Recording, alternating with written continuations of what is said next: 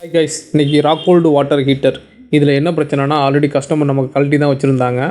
இது வந்து instant model 3 kilo watts 13 ampere எடுக்கும் 230 வோல்ட்டில்.